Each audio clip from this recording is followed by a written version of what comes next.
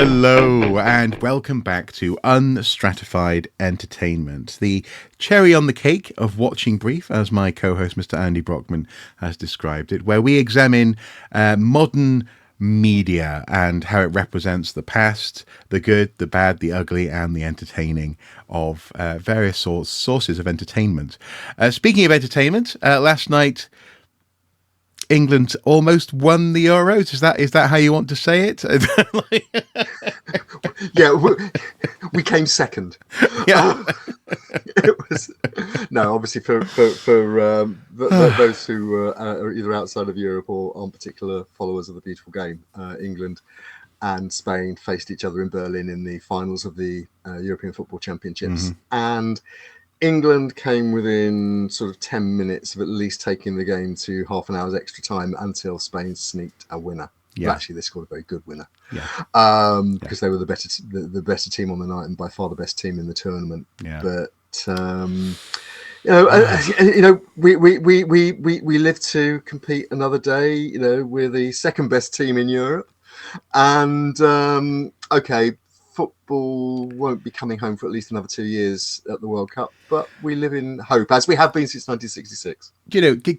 Given where this video is about to go with the Gladiator 2 trailer, you should know football's home is not England. Football was being played in ancient Greece and ancient Rome. And actually, if you want to go on the modern game, arguably Brazil, Argentina, or even Germany are the actual homes of football in terms of how people play the game and how well they actually perform in competitions. But of course, I would say that, given that I found myself wandering a zombie-scape of Wall's End last night as a Welshman,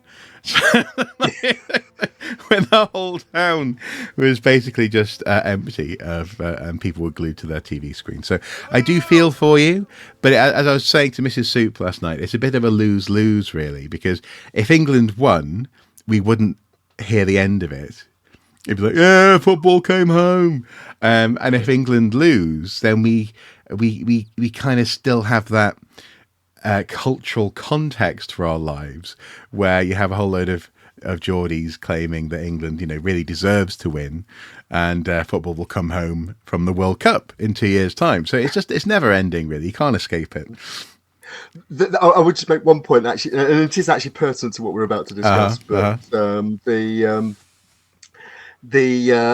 The National, which is a pro-independent Scottish newspaper, which is, shall we say, at the Braveheart end of the debate about Scottish independence, did actually do a front page on Saturday saying that, which he got heavily criticised for, in fact, showing a Spanish player kicking up the backside a sort of beer-gutted English supporter, saying asking Spain to please beat us, because if they didn't, we'd never hear the end of it. Exactly. Meaning we, the Scots. Exactly. So you are tapping a nerve of popular opinion there, I think. Yeah. At least in some parts of what we still call the United Kingdom. What I would say is it's not so much popular opinion as it's lived experience, but.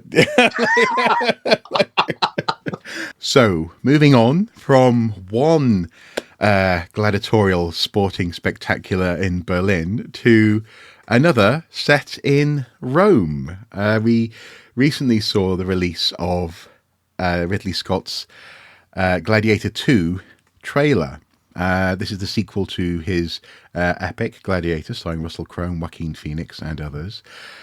And it's fair to say that this has struck a chord with much of Archie and classical world, and it sort of touches on themes that I think we're broadly interested in Watching Brief, in that line between entertainment, education, and those places and spaces where it is not only okay, but also actually expected that you're going to be able to play with the subject matter and tell a broader truth, or explore even a truth from a different time and place, using the past as a mode of communication, as your artistic medium.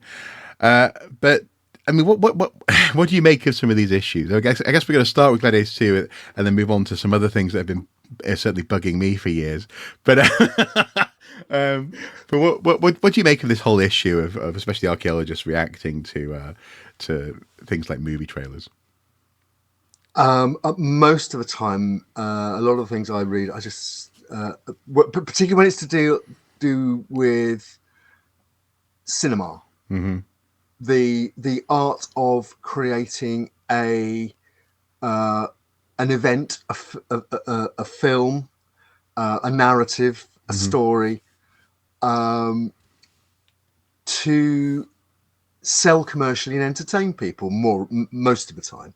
Obviously there are exceptions to that, but so when I see historians and archaeologists and so on saying that oh, so and so in the dig didn't do that, or such and such in Gladiator, or such and such in Napoleon, or such and such didn't happen, I say because you're dealing with a completely different form than you are if you're trying to create an article for a journal of record, a monograph, even a TV documentary. And we can see how the word documentary gets very broad interpretations these days, in that something like Graham Hancock's series for ITM Productions, Ancient Apocalypse, the big success for Netflix, and it's just been recommissioned. Most archaeologists, this one included, would say actually it's pseudo archaeology. It's not a documentary. It's somebody's fantasy story of the past. But it slips in under the or slips in through the door labeled documentary because it purports to tell an evidence-based story. And so is that sort of the line for you? In which case, actually, evidence-based stories is just not what any of this is about. So if we look at, for example, the Gladiator 2 trailer, which is a spectacular thing. It's definitely hitting you in the face. It has a song by Jay-Z and Kanye West in it. Which is one of the reasons it's received a lot of criticism, because people said, oh well, Jay-Z and Kanye West, the Romans wouldn't have listened to that kind of music. Yeah, well, they also didn't speak in English accents that most of the actors do. Okay, that's so, I actually haven't seen that criticism. That's pretty dumb. Because they also didn't have orchestrated soundtracks to their dramas, and they didn't. No, exactly. I mean, that famous sweeping, epic theme that Hans Zimmer created for the original Gladiator is now iconic. Yeah, and that's definitely not the sort of music that the Romans would have listened to. Absolutely not. I mean, I've got a CD sitting in the cupboard just over to my right, which is a best guess based on evidence of what Roman music sounded like, and it sure ain't Hans Zimmer. No, because it's. I mean, just on that point, actually, it's interesting how we've sort of done some work, or there has been work done, hasn't there, to try and reconstruct Roman music based on very early Christian music. Actually, absolutely, it seems as though there's crossover, understandably, from the Roman world into sort of early Christian choral arrangements. Some basic often by the. Often by the Coptic Church in Egypt, which is obviously one of the earliest forms of Christianity that's still extant. Yeah, and but there have also been there's also been work, very clever work by a number of classicists on documentary sources that survived even from ancient Greece. Actually, the various the lyrics of various hymns and songs that appear in Greek drama and on other records. And looking at what musical instruments were available, what their tonal range was, and so on and so on and so on. So you can at least come up with an educated guess about what these things might have sounded like, what the soundscape of the past might have been like. It's fascinating and really evocative, and there's a lot of it out there on YouTube, and so on. Do go and look at it, because. But the thing is, it's the kind of stuff that doesn't normally work for a soundtrack for an epic Hollywood film. That's part of the issue here. We're dealing with storytelling and modes of storytelling. I thought you were going to say we're dealing with pedants. No, I'm trying to be polite in all this. No, but this is actually, I think, kind of where we, and ultimately, I suspect our conversation is probably going to come down on the point of everyone's going to have a different opinion on this. Literally every single individual, because For me, it's not so much the music that's used; it's the effect that it achieves. So in that trailer, actually, for example, History Hit put out a video where a historian examines scene by scene the Gladiator 2 trailer, and he's not entirely scathing, but he also points out lots of places where they sort of got some things wrong. I've seen historians more local to me pointing out that Caracalla, for example, doesn't look the way that they're portrayed to look in the film, like a pasty sort of person who doesn't see any sunlight, this kind of thing. That's not how he looked in history. But it's interesting that this conversation. And one more thing that really entertained me actually was people were saying, "Oh, so Denzel Washington's just a time traveler in this movie. He just Denzel Washington's New York accent juxtaposed with the English accents that most of the other actors have. Yeah. Oh, for goodness sake. But what I mean, on the one hand, I love the idea. If the movie starts with Denzel Washington's walking down the street and then just like bam, he's in Rome. No, but of course that's not what's going to happen. But actually, it's the contrast is important in so much as I've heard. So, for example, my wife, she studied classics at Oxford, and when she was there, she really liked the idea that the Athenians and the Spartans had a contrast and a cultural sense of each other that was akin to someone from London and someone from Glasgow. You know, you can have different voices speaking the same language and rubbing each other up the wrong way. In that sense, having a New York accent in Rome, there'll be a million different accents in Rome, and there still are. I've got this wonderful. I've got exactly. No, I've got this wonderful image now though of the image of 300 redubbed into Glaswegian Scots on a Saturday night when everyone's been at the pub. Yeah. It's although I would say though, you're also actually there precisely demonstrating the cultural connotations that actually she's highlighting when she talks about Glasgow. And I know. So in that sense, your perception of Glaswegians being drunkards is I'm not saying it's a caricature. It's a caricature. But it's a thing. It is a thing, isn't it? It does exist. Sauchiehall Street on a Saturday night is a place to be. Exactly. Absolutely. Yes. Or the big market in Newcastle.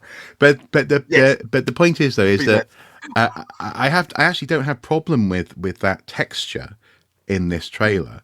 What it reminds me of, actually, oddly enough, is the Heath Ledger movie A Knight's Tale, where you have obviously it's a riff on Chaucer, and Chaucer makes an appearance as a character, in fact, played by Paul Bettany, but also beautifully played by. It's very tongue in cheek by Paul Bettany. It's a wonderful. Exactly. It's a wonderful film. It's a wonderful performance. But I think the point is, if I can just cut across just very quickly, okay. A Knight's Tale.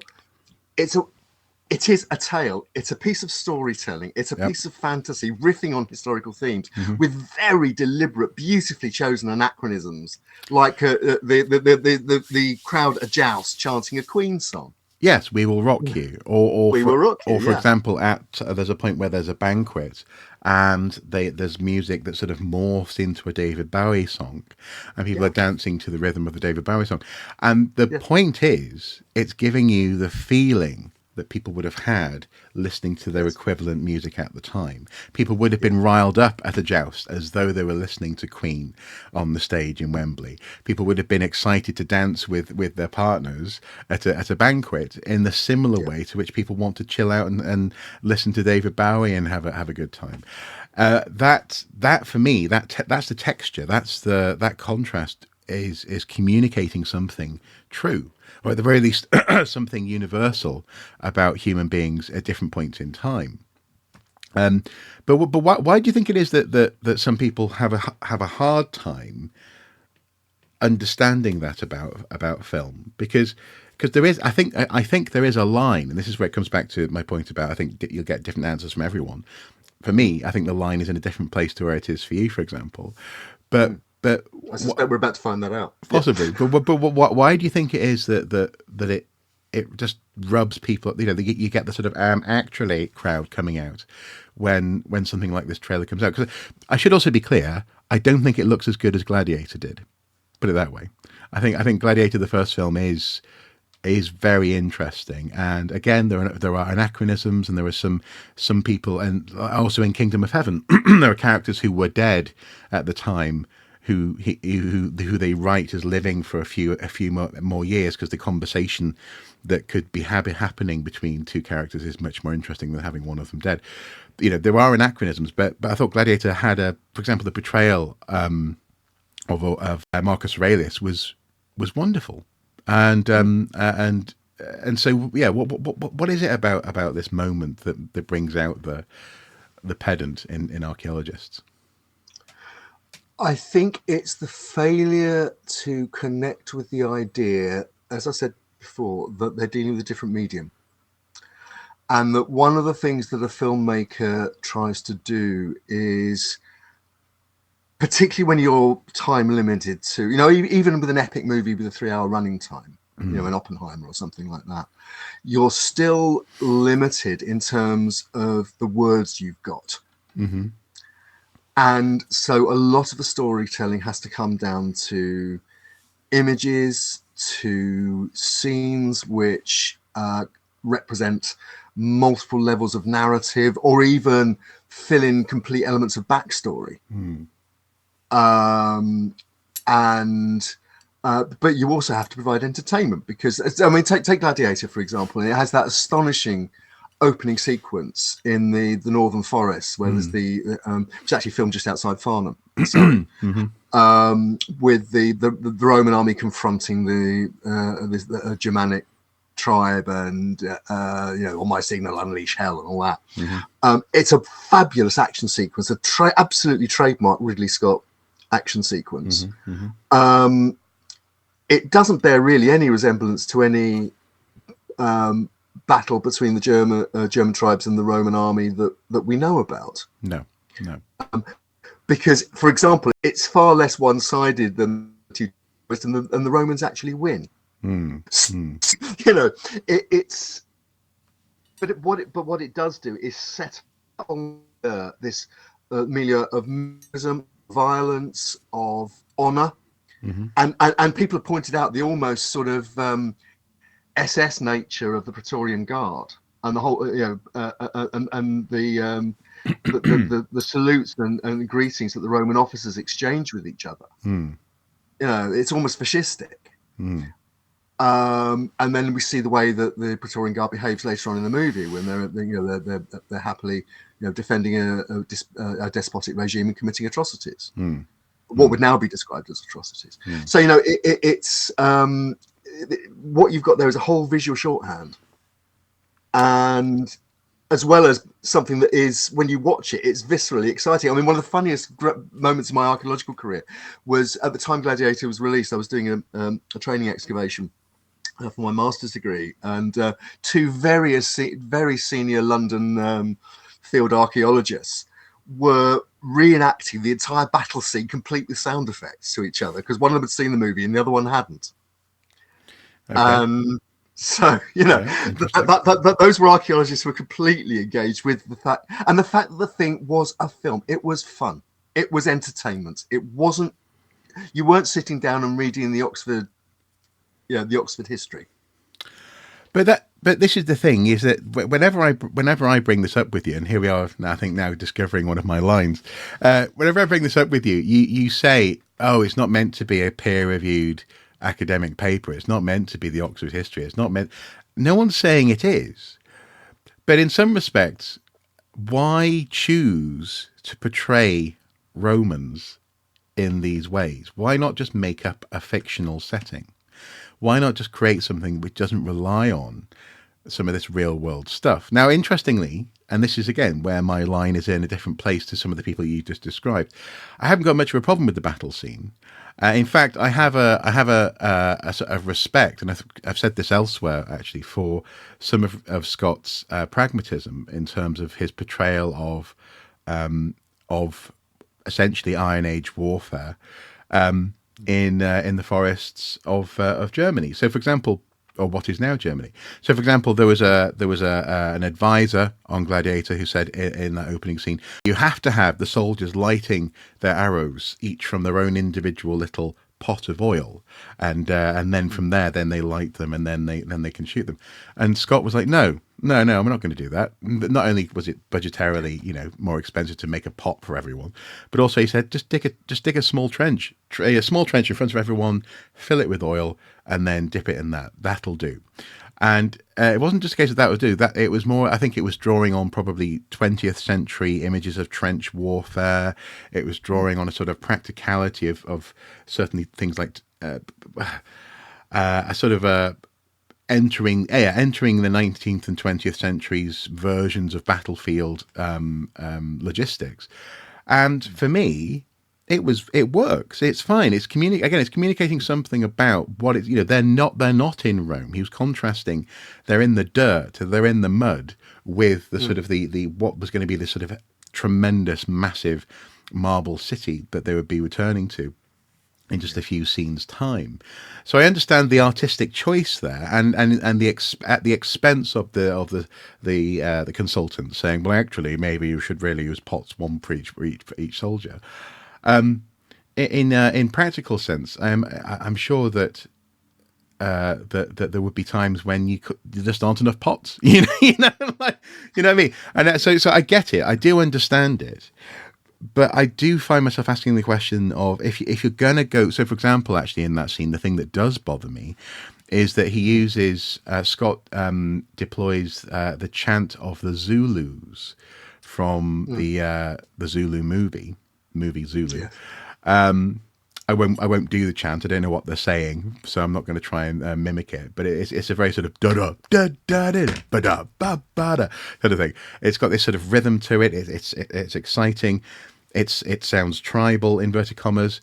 But immediately I thought, hang on, that's from a movie portraying African warriors, Zulus. Why are you using it for these Germanic Germanic soldier warriors, barbarians? And I suppose in that sense, yeah, the line is going to be different for everyone, because presumably the pot guy might not have known where that chant came from. Is that what I mean? And for me, probably wasn't involved in the discussion with the composer and the sound designer and so on, where it was just like, that's what they were going to use. No, of course not. Yeah. But I still think the whole thing portrays or conveys a sort of truth about what it's like to be in a foreign land on campaign in the muck and the dirt, having fought a long, arduous series of battles, and finally seeing the light at the end of the tunnel. I think there's something true there, but and so also in conjunction with, for example, with things like music in The Knight's Tale, I can see why choosing that chant from the Zulus evokes something in the audience. And if you're a cinema nerd, then you're going to get even something else as well from it. I'm sure Ridley Scott's a cinema nerd and loved the idea of putting that in there. But why? I mean, to be blunt, is it because people just don't like their classicism to be touched by modern life? Is that it? Is it?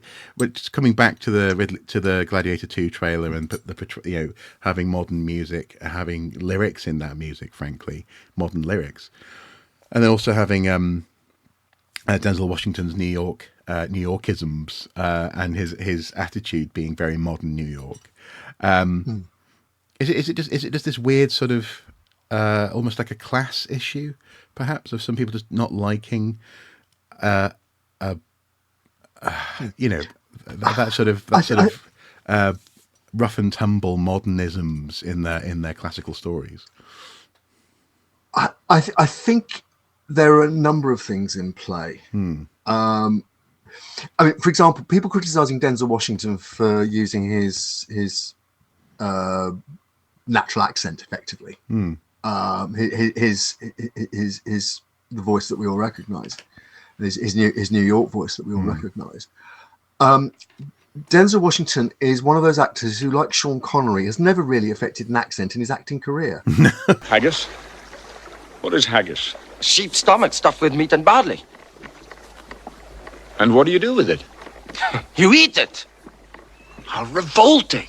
Every part he plays, he uses that voice. What makes him such a superb stage actor, a filmic actor, is his physical presence combined with the vocal presence, and the camera just loves him. And he's a very compelling actor, who can hold the center of a movie as a significant character, or even the main character. So there's that in play, and so I'm sorry. So someone affecting that. If we try to translate sort of second century or early third century Numidian into modern a modern accent, what would it sound like? We don't know. We can guess. Well, but yet though, no one complained about, and I'm thinking an equivalent here would be Oliver Reed in Gladiator, in terms of that slightly older figure who has once been further down the pecking order. No one complained about Oliver Reed's accent. No, but again, Oliver Reed was one of those actors who had relatively limited range. When he was cast in the right role, he was brilliant. But he wasn't one of those actors who could turn their hand to anything. But again, what he had was physical and vocal presence. And you see it in all his classic movies. From I mean, Gladiator obviously was the dying fall, literally the swan song of his career, when he's playing a washed up, physically damaged, but once huge star. And in a sense, he's almost playing himself. Yeah.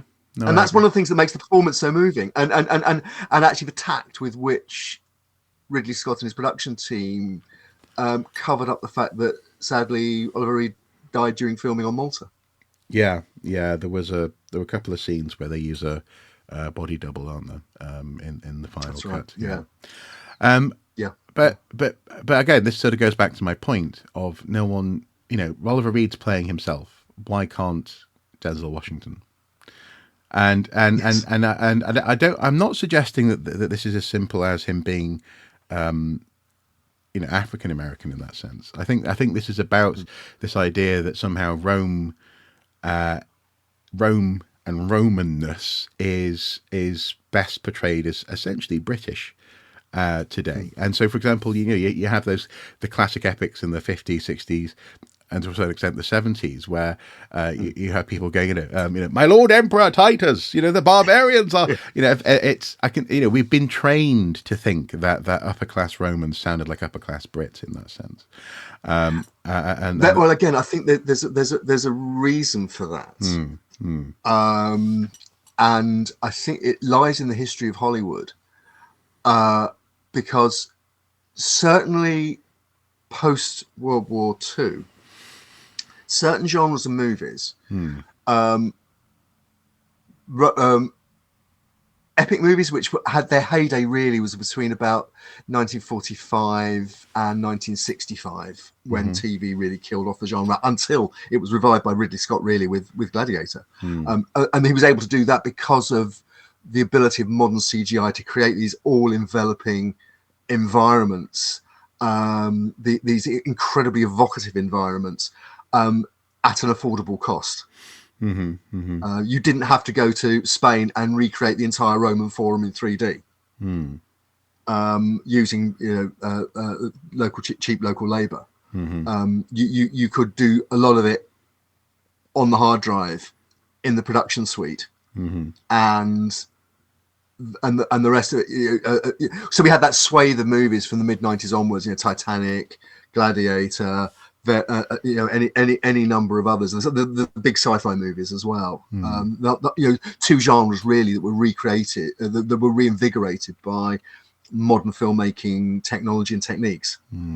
But in the original, in their original iterations, where epic movies had to be physically epic, you had to build the set, you had to have thousands of extras and so on. When it came to portraying the Roman Empire, America, I think, at that time didn't see itself as an overseas empire, but it reached out to the one that it had the language in common with, which was the British Empire. Yeah, yeah. And so, for a whole series of movies, you've got Richard Burton in The Robe, you've got Rex Harrison in Cleopatra, and Richard Burton again in Cleopatra, Richard Burton playing Alexander the Great.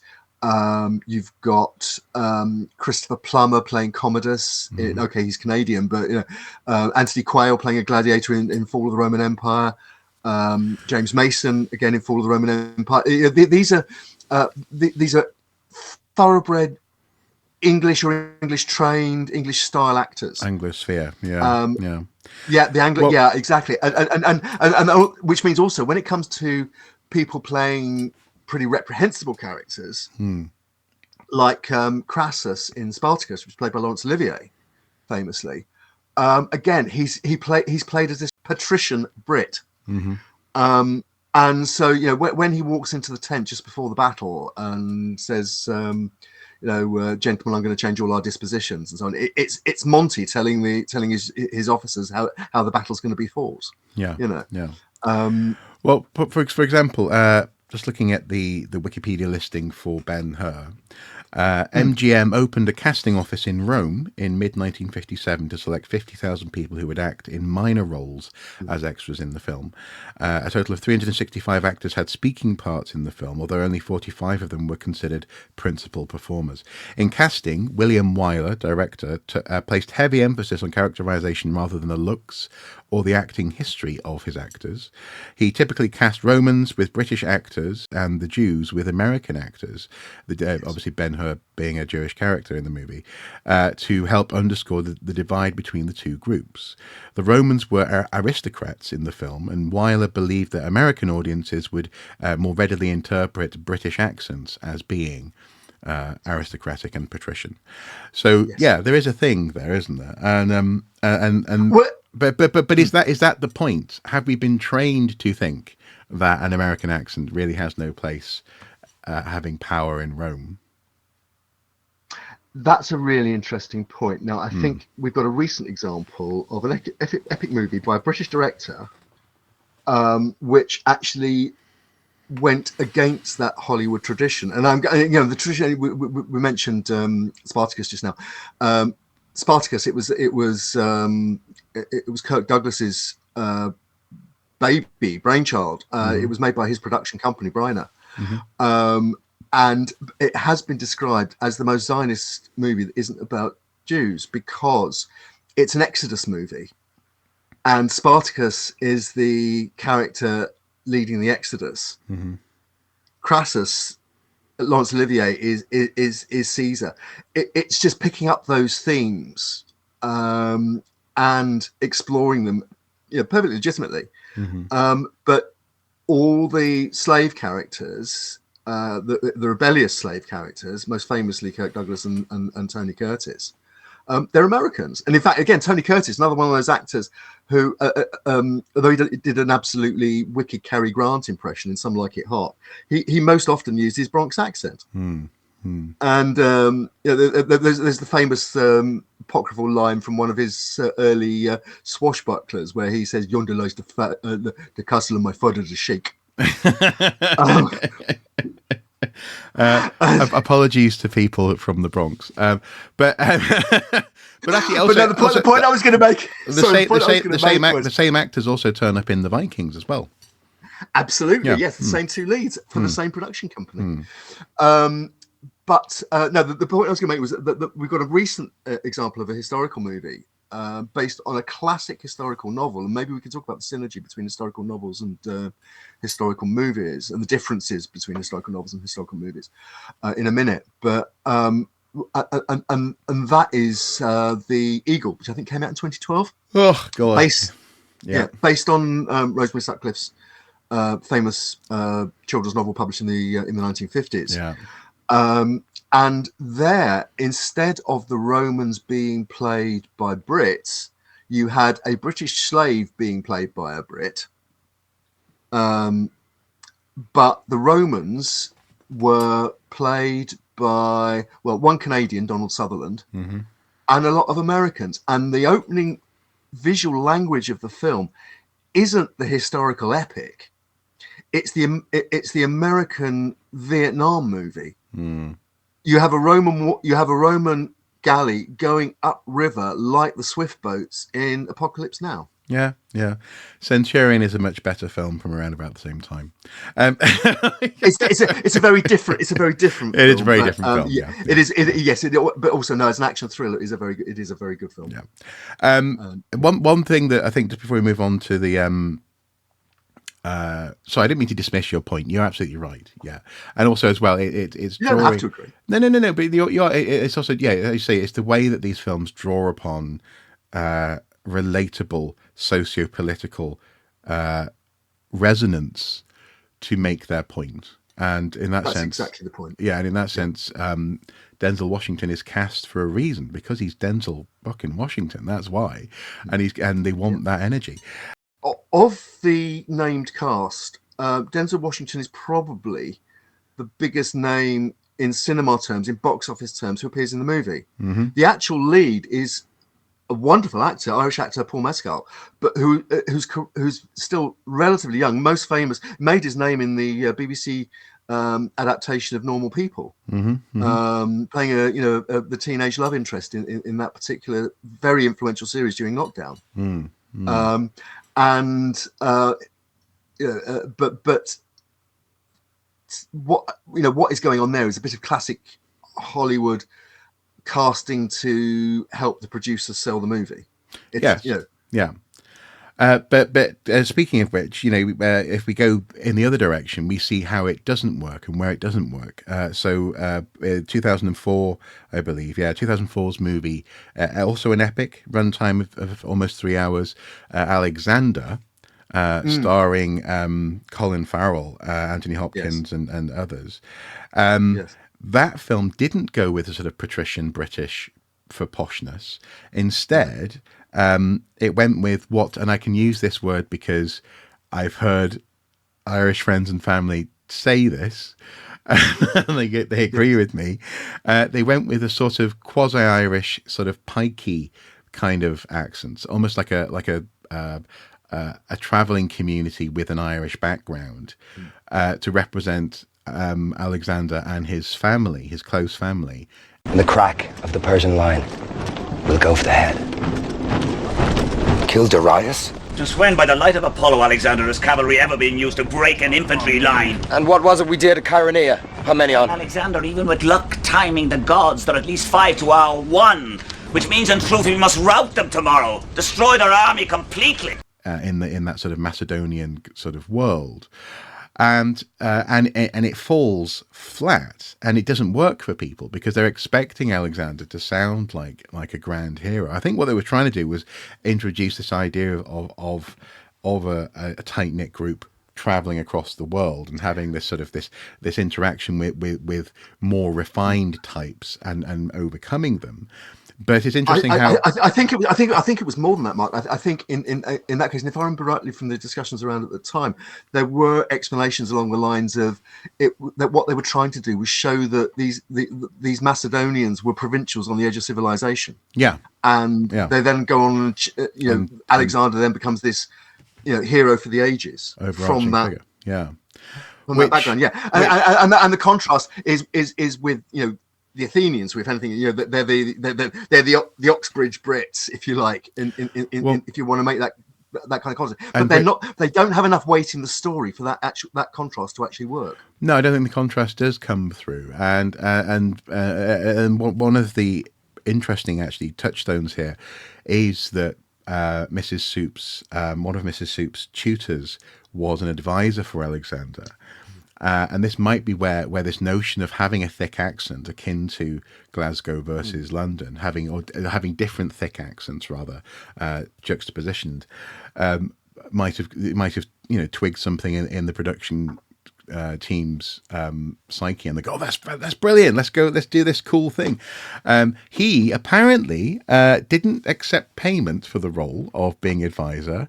what he accepted as payment. So no, sorry, he didn't accept monetary payment. He accepted a role as being one of Alexander's lieutenants in a charge on, I think, horseback and camels, for a grand epic battle scene in the movie. He was like, just put me on, give me a phalanx spear or something, and I'm yours.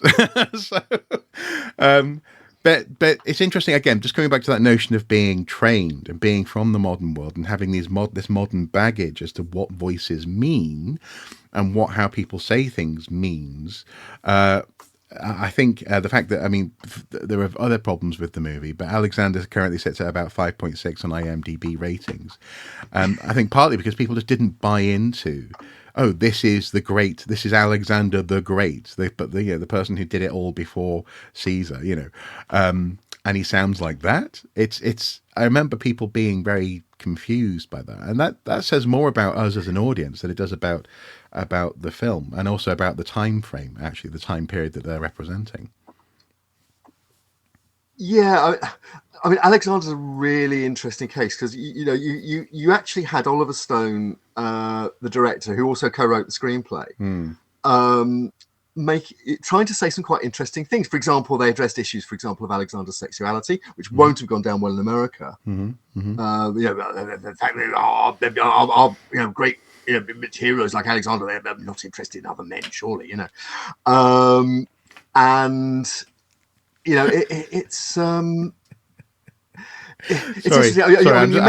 I'm just reminded of that. You won't have seen this on TikTok. There's a content creator who was pointing out Ron DeSantis's short-lived run to be the presidential nominee, yes. where there's this advert that compares him and juxtapositions him with various sort of strong bodies. One of them being Brad Pitt as Achilles, storming the beaches at Troy, and the guy says, "Really, Ron DeSantis, Achilles, the guy who was," and I'm going to just say what he said, folks. We're all grown ups here. The guy who wrecked an army because he could no longer wreck his boy.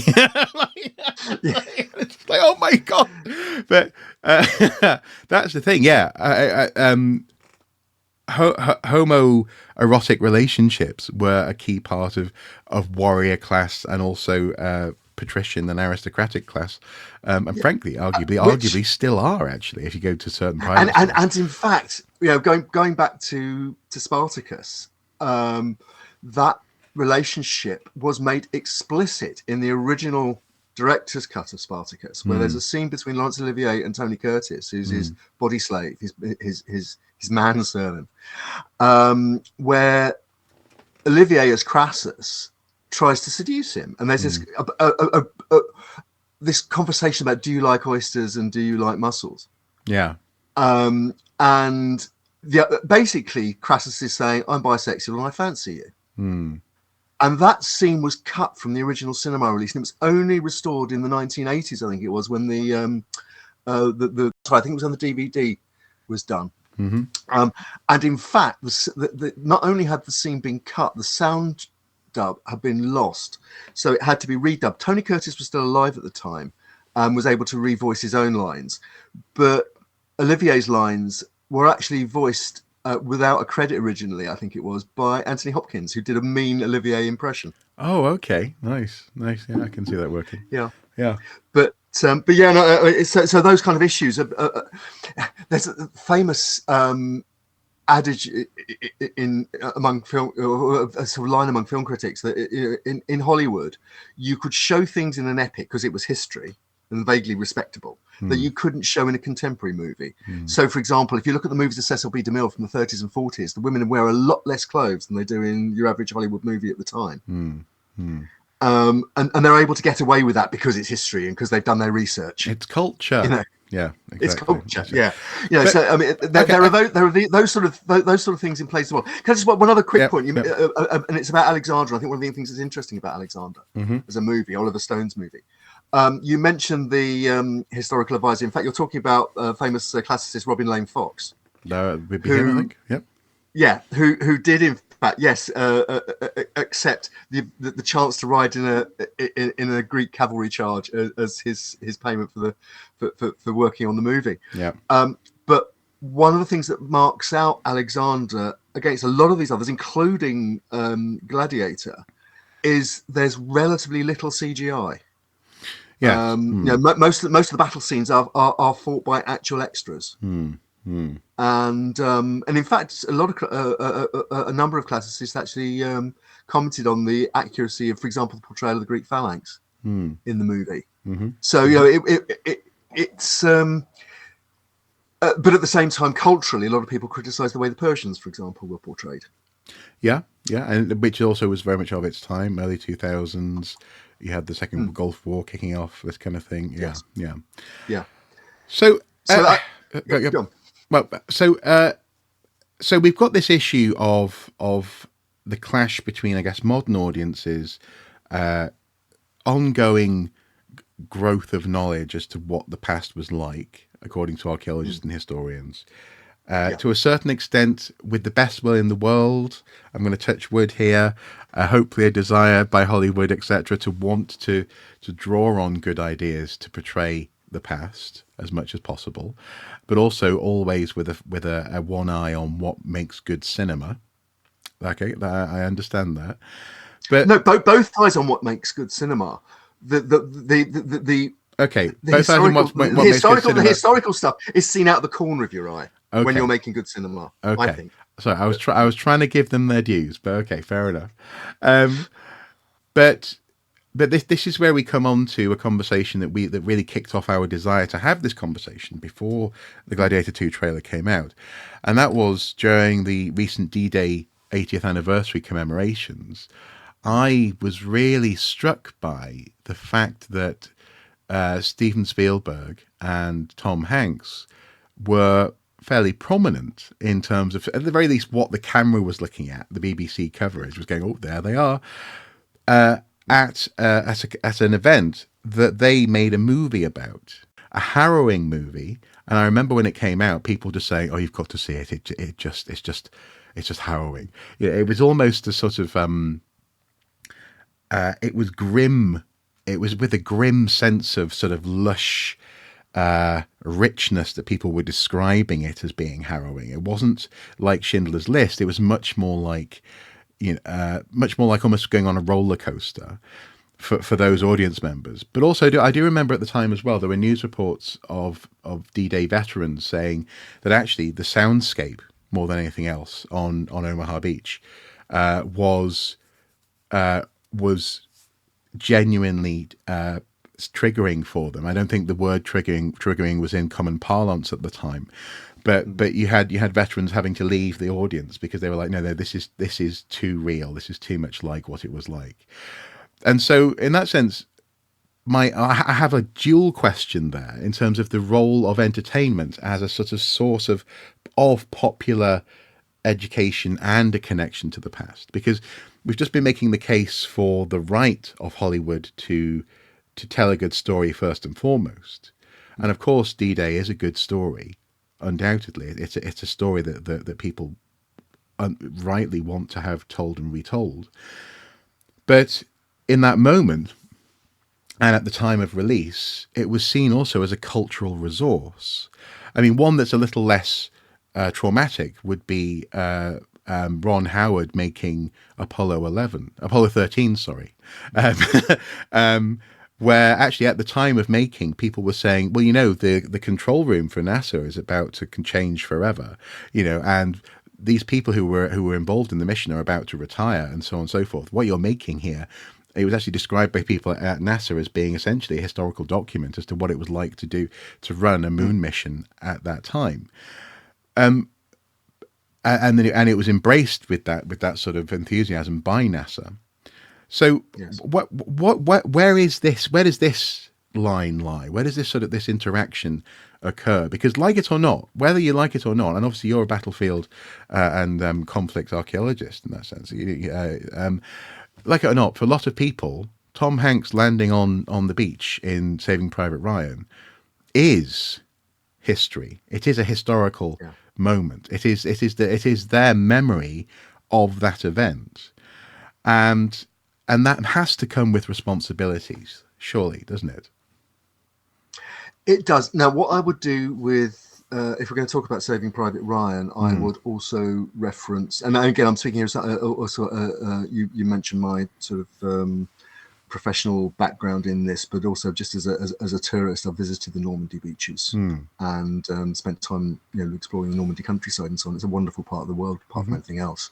Fabulous, obviously the city of Bayeux, which was a target on D-Day itself. Right. And I don't need to explain the importance of that in English history, with Bayeux Tapestry and so on.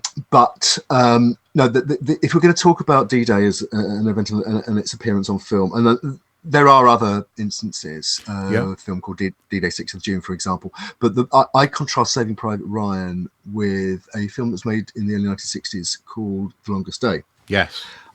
Which was a passion project for Daryl Zanuck, who was running 20th Century Fox at the time.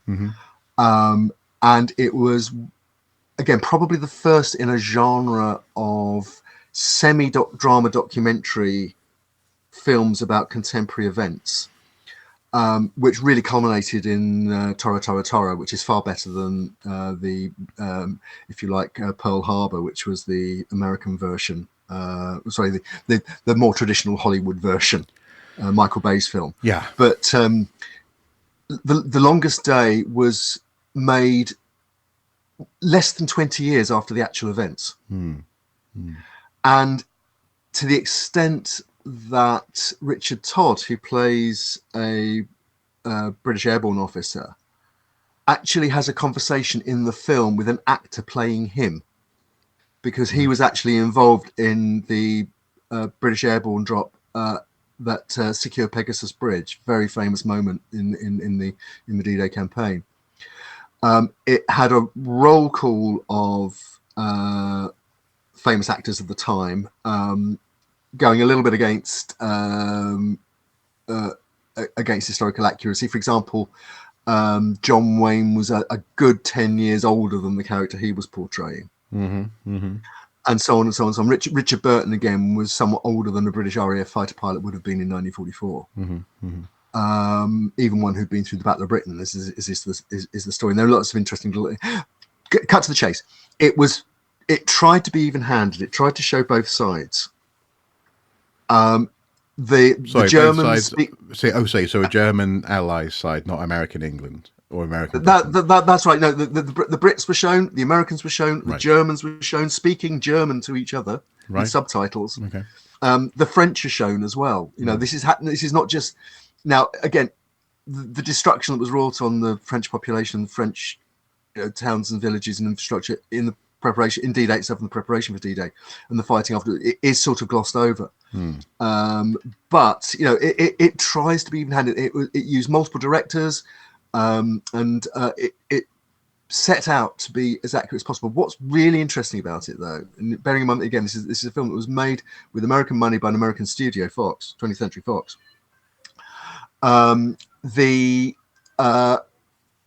Both where Saving Private Ryan opens on Omaha Beach. Omaha Beach is a recurring theme through The Longest Day, and at the end of The Longest Day, it's the American forces breaking out from Omaha Beach, which becomes the sort of catharsis of the end, the climax of the movie, the catharsis of the movie, when you know that the Allies are going to win this. Yeah. Okay. And so you're sort of, and hence The Longest Day. You're living. That's right. D-Day being an unknown quantity at the time. You don't know if it's going to work. That's right. Yeah. Okay. That's right. Whereas do you feel almost as though Saving Private Ryan is contrasted by a sense of we know it's going to work kind of thing, and the question is whether or not we can find Private Ryan? Well, it's about acknowledging sacrifice, isn't it? Because in Saving Private Ryan and taking him home to his family, Tom Hanks' character doesn't go home to his, and we see his descendants visiting his grave with that 1944 date on it. In the we know that both Spielberg and Hanks would probably say yes, it was worth it. Look, Steven Spielberg made Schindler's List, another semi-documentary, fact-based. I mean, there were controversies about what elements were fictionalized and how. Mm-hmm. But you know, on the back of Schindler's List, which is an amazing movie as a piece of art and a piece of creativity Mm-hmm. and a piece of memorialization, actually, came his, I think it's called the Shoah Foundation, which is about academic research and recording evidence for the Holocaust. And so there's a direct synergy between the Hollywood version and actually the reality as it moves out of living memory. And that's an interesting thing, like again in all these historical movies. There's elements of it asks the questions of audience. You know, first of all, do we remember these things? How do we remember them? And it's something I got from when we were doing the Buried Spitfires work, that most of the people that were involved in promoting that story were born after the war or came of age after the war. They didn't have the war to fight. No. But it was this huge event in their past or in their cultural life. Yeah, well, that they could get a part of. And maybe we get a part of that, and we can ask those questions and visit those moments by watching some of these movies. The thing is, I think you've touched on a couple of things there that and you've sort of answered my question, but you also haven't. I think so. So first of all, I think there's something there about living memory and events passing out of living memory, and my point about Apollo 13 speaks directly to that in that sense. And having staff who experienced it, having the equipment there, and so on and so forth, was a moment in time that they got to use and portray in the film. But it is this question of as things pass out of living memory, do they then become, I suppose, more subject to, and is the license broader to use it as entertainment as opposed to as a historical document? So coming back to my question about why were Tom Hanks and Steven Spielberg so prominently featured on the BBC coverage? It's not like they weren't at the front being given medals, but you know, they were there on TV, and they were at least they stayed for the whole event. But they did, yeah. Unlike our Prime Minister, former Prime Minister. Yes. But they were shown, you know, intercut with images of veterans, for example. Do you know what I mean? They were given that sort of prominence because they made a movie, and so this question about where does the responsibility, where is that line of portraying events to the best of our ability to communicate something that says something sort of deep and meaningful and significant about the past, and in a way that doesn't dishonor people who we know were involved in those events. To what extent does that actually matter? And at what point does it start to slip away? Is it about time, or is it about the significance of events? Because at this point, I can also invite us to hopefully not to spend too long talking about the recent movie The Lost King and the events surrounding the discovery of Richard III, because that happened much closer to us in time than the events of Saving Private Ryan. But I would say that you certainly give that movie much more license to play with the drama than perhaps you might give to Spielberg in portraying what happened, especially on the beach in the opening of that movie. No, I give them exactly the same license. Now, I'm not going to talk specifically about The Lost King too much. There's currently a live libel action, but which has not yet been properly adjudicated. So we have to be a little bit careful about. Yes, of course. But for example, given that there are people, I mean, there's another movie, Dunkirk, that came out recently, where people in fact, mutual colleagues of ours, but people in your field of specialism were going, actually, German aircraft didn't have the yellow nose tips yet. Why are they, they're about, and it was a matter of months, I think, out. And the answer is, cinematically, it helps you tell who's on which side in the air. Exactly. But the difference between that and, for example, maybe having the Brits turn up on the same beach as Tom Hanks in Saving Private Ryan, which wouldn't have happened anyway. It's an American movie being made by an American director, and it was about an American beach. but the point is, when we come to things like The Lost King, we're not, if we don't talk about the person who's feels that they've been wronged, there are facts in the, for example, excavation of the trench which omit people in a way, or that bring people in a way that could be seen as equally egregious. So I suppose my point is, when you know what happened, you know that's an American beach, for example, you can't, are you allowed to monkey with it for the sake of making a movie? And for example, when you're digging up Richard III, and there's literally a documentary, not even excavation reports. There was a documentary team on site at the time. We have imagery of it happening. Why is it okay to omit people from what is a historical event on film? And I'm asking this very much as a devil's advocate question here, and juxtapositioning two historical events with people who we know were there. Okay. I'm a screenwriter. Yep. And I am trying to create a version of that event for a dramatic event, a film, a TV play, whatever, miniseries, whatever we're doing.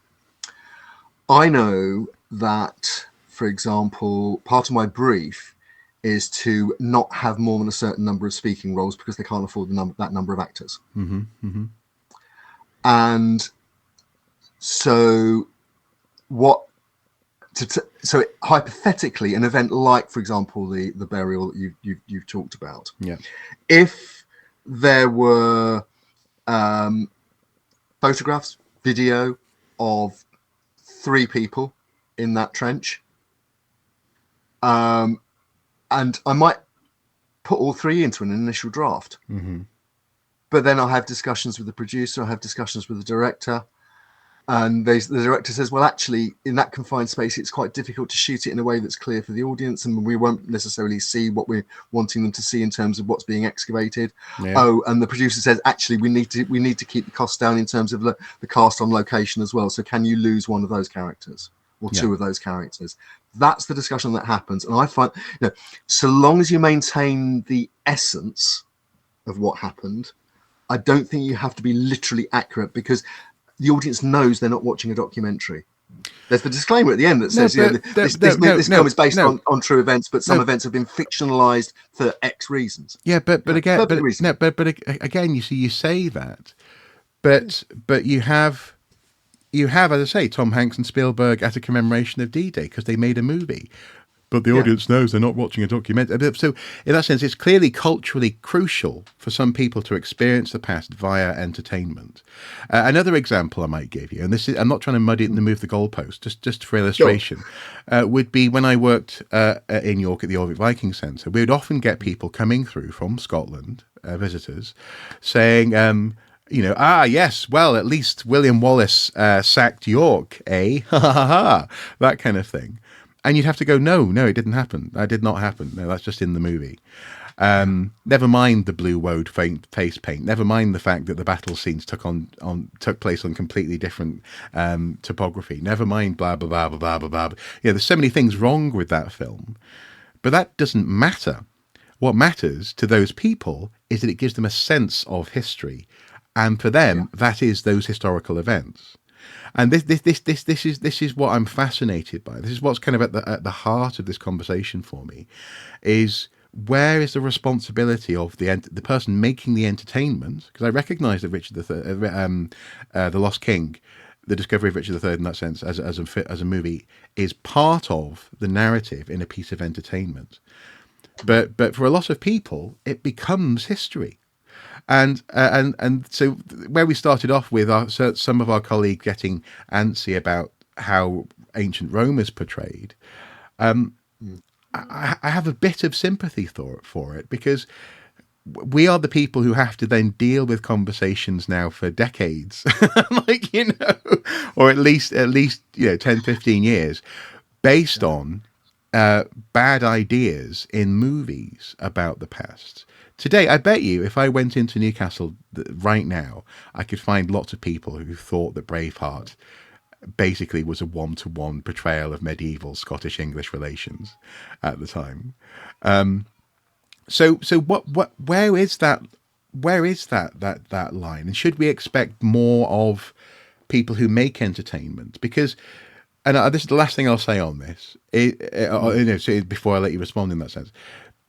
Because in that sense, if wait, I let you respond. Because in that sense, if Spielberg and Hanks want to be able to accept the invitation to go to this commemoration, then they have to surely have to take responsibility for what they've portrayed in that movie. And let's say there's a this won't happen, but let's say there's a commemoration event in Leicester University and they decide to invite Steve Coogan. Unlikely. But if it was to happen, that would be based upon, if he accepts that invitation and if he continues to associate himself with that movie, a sort of sense of responsibility for the portrayal of the past, and accepting as well that for some people movies are pretty damn close to being a historical education. You know, I know you say that the audience knows that's not the case, but it's not always the case. As I say, my experience with Braveheart really illustrates that. I think that the value of historical movies, however accurate or not they are, is that some people will be just entertained, and that's fine. Nothing wrong with that. Other people will be entertained and think, oh, I'd like to find out more about that. And they'll go and find a documentary or a book, perhaps even a book by one of our colleagues who are complaining about these things. And it will actually say, it'll actually be a revelation. Yeah. Oh, so that's what really happened. That was my introduction to this whole this whole career, really. Reading Rosemary Suckling and other historical novels in the late 60s and early 1970s, wanting to find out more about the history that she was writing about, that she was fictionalizing, that the Eagle of the Ninth wasn't a legionary eagle, that eagle that was found in what was Caleva at Trebarton, Silchester.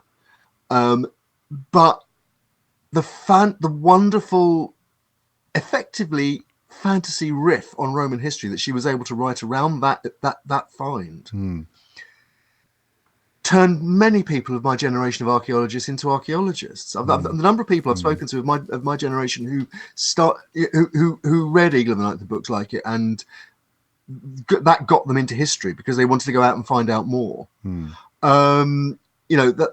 That's even if it's based on a fiction, you can still have an outcome that actually reinforces the academic rigor, the evidence-based narratives.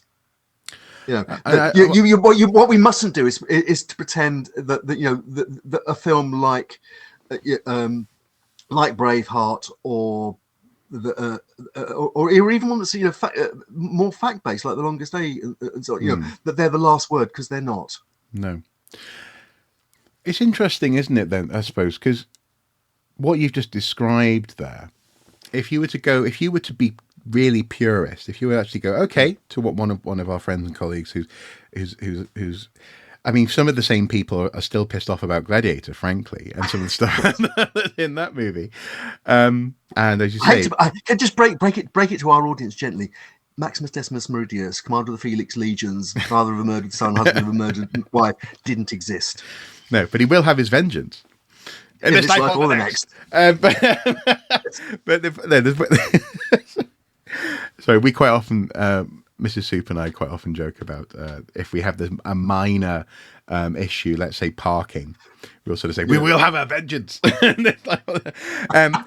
No, but it's interesting how if you were to go with that sort of purist stance on what does the evidence say, I've been on the receiving end of this in outside movies. So when I worked at Jorvik, for the Viking Festival, often you'd have reenactors coming in, people from places like Regia Anglorum, reenacting groups that have national membership.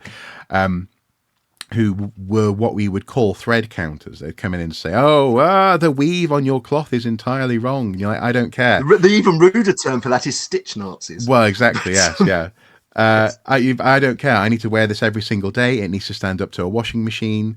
Exactly. Tough, the practicalities of everything else we were doing was within, a 9 to 5 job where you had to be aware of fire safety protocol and helping disabled people with the lift and pointing people to the toilet and knowing where the information center was for tourists. Everything else we were doing was fairly good. It's just that we couldn't, for various very good reasons, live as actual Vikings in the Orvik Center when we were doing that. When we were on shift in that sense, and that sort of purist stance, that's from reenactors, from archaeologists. Actually, if you think about it, all we have are snapshots of the past. We don't know. As we were saying earlier, we don't know really what Roman music actually sounded like. We don't know really actually what actual Roman Latin sounded like. We can reconstruct it. We have a sense of it, but we've never heard anyone talk it or speak it. We have no idea what the smell of Rome was. We can approximate it, but we don't know. And so the purest reconstruction of any given time in Rome, if you can pass actually individual, let's say, years, never mind decades or centuries from each other, that snapshot is going to be immovable. Because the moment someone does something, you're going to be like, well, actually, a Roman wouldn't walk like that, or a Roman wouldn't climb like that, or a Roman wouldn't sell their wares in this way. Because there's no evidence for it. There's no evidence for those gestures, for example, that humanity in the past. Even though we're digging up humans and digging up the past in that sense and the context for life, there's no evidence for life, dare I say, actually, in archaeology, which is it's quite a bizarre thing to consider, really. But I suppose, given that I've just conceded that basically you have to breathe some life into this, you have to give it something in order to make it work. Do you think that there are limits on what can be done in a genre piece? So, for example, there are genre pieces that deliberately play with the past. So there's a film. I've forgotten what it's called now. Samurai Cop, is it, or something? No, different. That's a different film. There's a film anyway where it's a short movie made by fans of 80s films, where a Tyrannosaurus Rex travels to Nazi Germany and wrecks the place, and it gets even more bizarre and silly from there. That is a genre. That is its own silly, comedic, over-the-top aspect and portrayal using historical elements. Okay, so that's one thing. Pride and Prejudice, for example, they're called period pieces. And presumably what they're trying to do is service a story, a novel, in this instance, using costume in particular and settings that are appropriate for that novel. And I would say that we've seen a couple of interpretations of that, but broadly speaking, the interpretations have been along very similar lines, unless, of course, you count the Pride and Prejudice and Zombies movie that came out a couple of years ago. But again, that's in that other silly bracket. So let's say those are two extremes. You have obviously ridiculous use of historical settings, and then you have something which is somewhat sympathetic to fiction written at the time about people contemporaneously. Where should we expect filmmakers, or hope filmmakers, want to be in terms of their storytelling and their use of the past? So, for example, their use of Rome in this instance, if we want to go back to Ridley Scott and Gladiator 2. It's really interesting. I think it goes back to, I think, the idea that the films that we watch are very often, even if they're set in the past, they're a response to things happening in the present. Mm-hmm. Mm-hmm. So, for example, films about confronting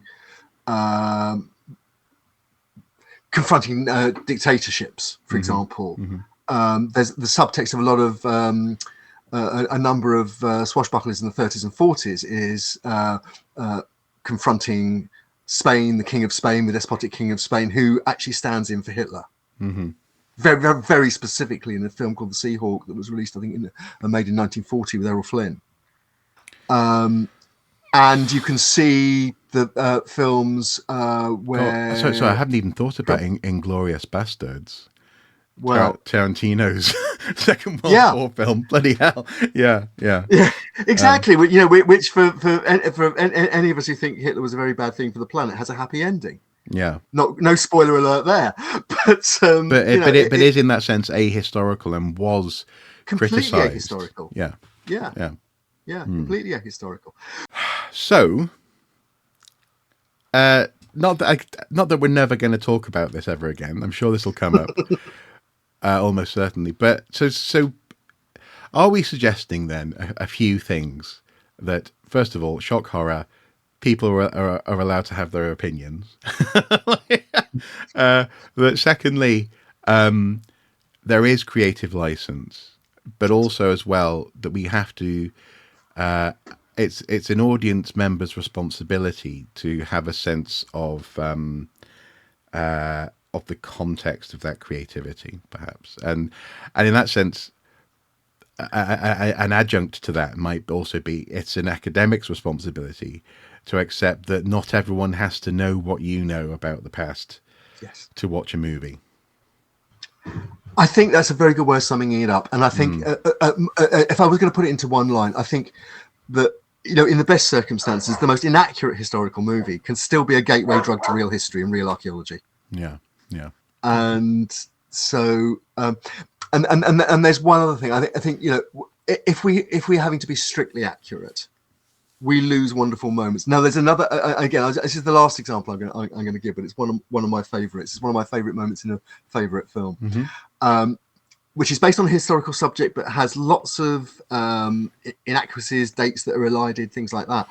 But it's Armando Iannucci's Death of Stalin. Yes.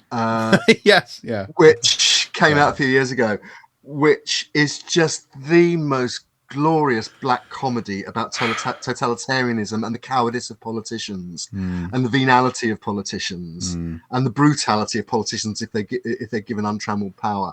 Yeah. But there's one particular scene which I absolutely love, and it's the Politburo. Stalin's dead, and the Politburo is having a reception while they're working out the funeral arrangements.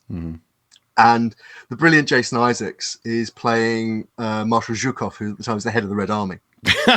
And he is he's portrayed as this sort of bluff Yorkshireman. And he's having this sort of political discussion with a couple of the other characters, and then he says. He closes out the conversation saying, "Right, ladies, I'm about to go and represent the entire Red Army at the buffet. If any of you should do anything..." Right, well, that's me told. I'm off to represent the entire Red Army at the buffet. You girls enjoy yourself. Yeah, exactly, yes. Which is the most unhistorical line that he could possibly have been given. But it is just hilariously funny and beautifully delivered. And I wouldn't want to deny audiences moments like that in movies because it's got to be a direct translation from the right Russian, and Zhukov wouldn't have had a regional accent like that. Yeah. But again, see what we said earlier about the power of regional accents for conveying something. I suppose one thing I would say about that is that reminds me of, because I was just thinking of what would I'm sure lots of Russians find that film very funny, but it was banned. Well, okay, if they see they it, probably would find it very funny. If they get a chance to see it, yes. For example, exactly. I love the way Stalin is portrayed when he's alive you can just tell what sort of character he is by how he's portrayed. But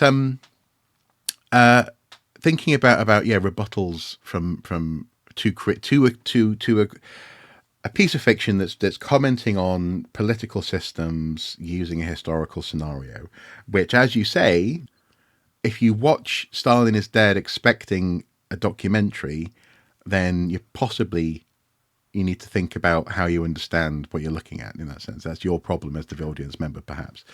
But thinking about that though, in terms of Russian, Soviet in particular, counterpoints, is the documentary Chernobyl, and then you had Chernobyl. Was it 1984? I think it was called. There was a Russian-made series basically that was there.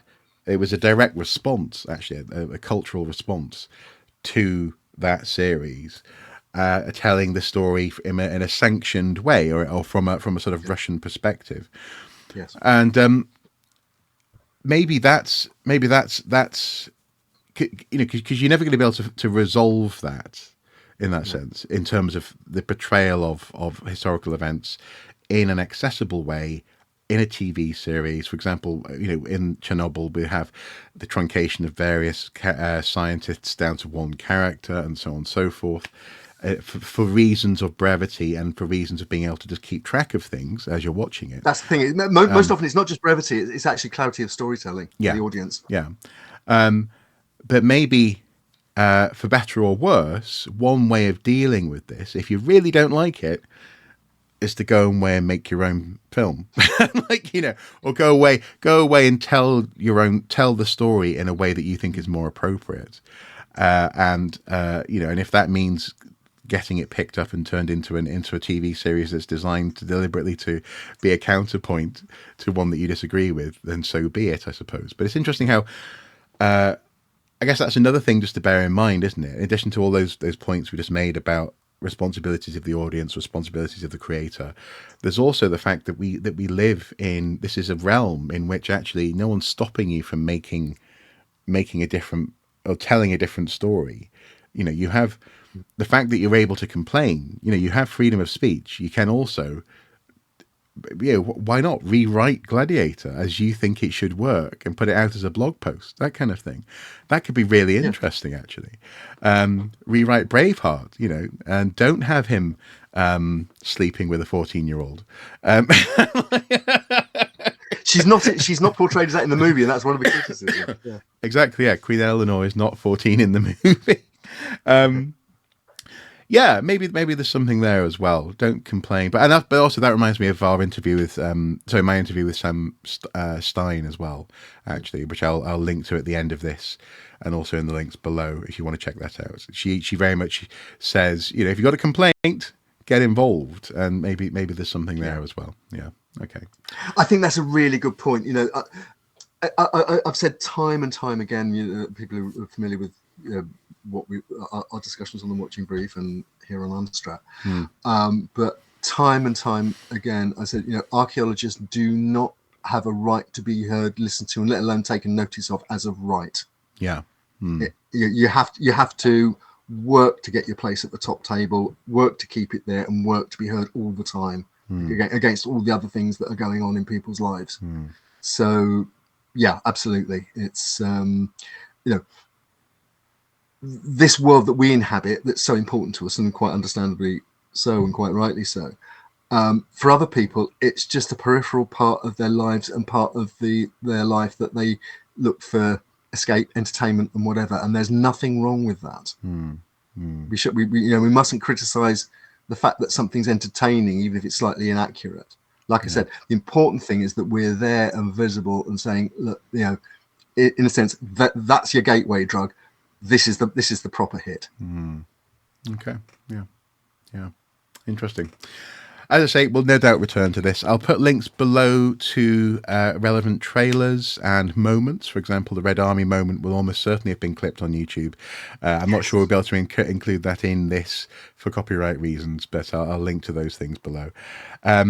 And we'll see you guys soon. Next time, who knows where we'll be and what we'll be discussing, but we'll almost certainly be touching on some of these issues about where that line is, where that balance is. It's an ongoing conversation, and it's one that clearly is it's sort of it's likely always, I think, to have a different answer given the context, I think. And that's I'll just say too, just to finish, absolutely last point. William Shakespeare was known to take the chronicled stories of quite a few monarchs and whatever, and turn them into popular entertainment, not necessarily in a way that was we now know as the historically the most accurate. There you go. Yeah. Or actually accurate, actually. I mean, Yes. with the back anyway. Well, no, but he didn't have a hunch, did he? Apparently. Anyway, so yeah, good point. Sorry, I've ruined your good point. Shakespeare, yes. Yes. Right, guys, until next time, do take care. Bye-bye. Bye-bye.